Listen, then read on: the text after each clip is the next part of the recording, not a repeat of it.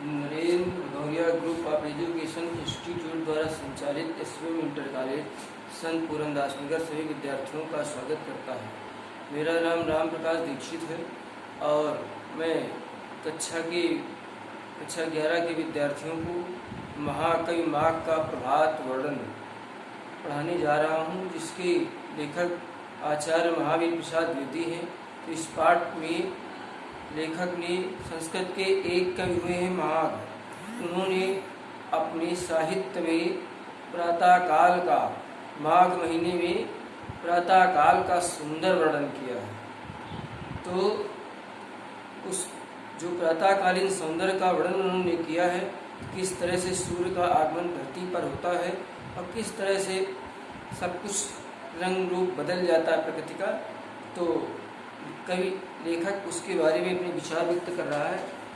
देखिए सभी लोग, पैराग्राफ है, जब कमल शोभित होते हैं तब कुमुद नहीं, जब कुमुद शोभित होते हैं तब कमल नहीं। दोनों की बहुधा दशा एक सी नहीं रहती। लेखक इस गद्यांश में बताना चाह रहा है कि जब सूर्य निकलता है तो सूर्य निकलने के समय पर सारी प्रकृति में, चराचर में एकदम नया प्रकाश फैल रहा है। तो सूर्य की किरणें आते ही जो रात्रि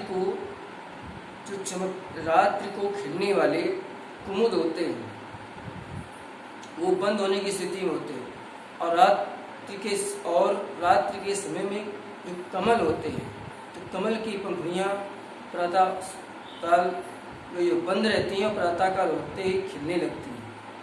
तो कुमुद के बंद होने और कमल के खिलने का बड़ा सुंदर वर्णन लेखक कर रहा है कि जब सूर्योदय होता है प्रातःकाल के समय में, तो जब कमल शोभित होते हैं, सूर्य के निकलते ही जब कमल खिलते हैं तब कुमुद नहीं।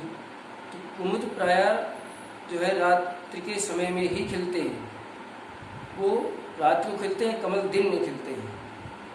तो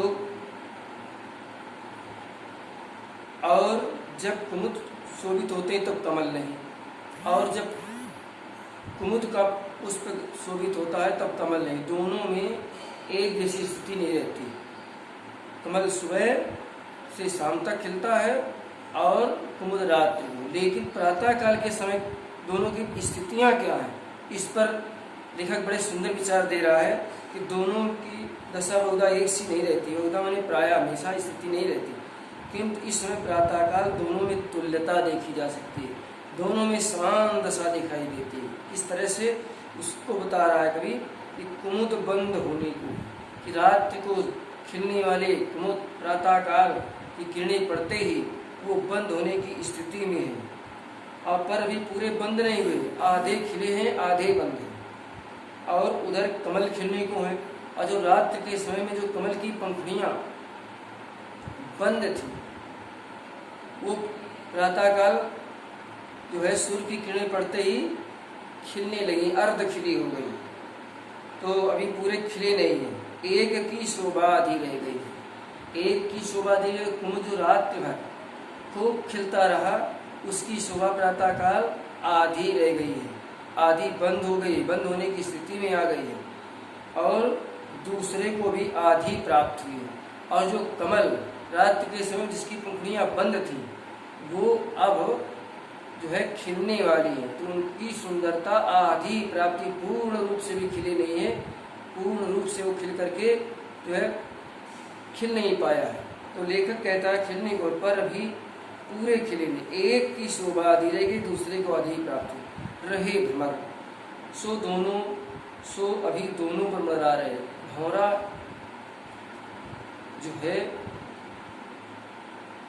दोनों को चाहता है, कुमुद को भी और कमल को भी।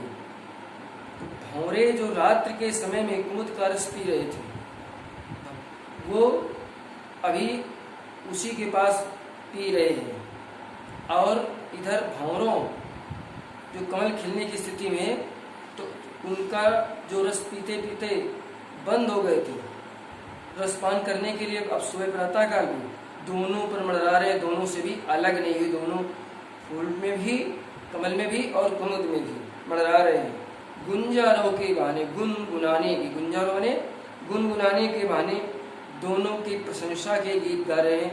कमल और कुमुद दोनों पुष्पों की प्रशंसा की, बड़ाई के गीत भंवरे गा रहे हैं। इसी से इस समय कुमुद और कमल दोनों समता को प्राप्त हुए। लेखक कह रहा है इस प्रातः काल की सुंदर वेला में कमल और कुमुद दोनों समान स्थिति में हैं। कमल आधे खिले हुए हैं और कुमुद आधे बंद हुए हैं। वो अर्ध खिले और वो अर्ध बंद, दोनों की स्थितियां एक जैसी हैं। ये तुलता लेखक इसमें करा। पीछे पैराग्राफ में इस पद का गद्यांश का आप लोग जो है व्याख्या करेंगे और दिए गए जो प्रश्न हैं उनके उत्तर भी लिखेंगे। ओम समय से समाप्त होंगे।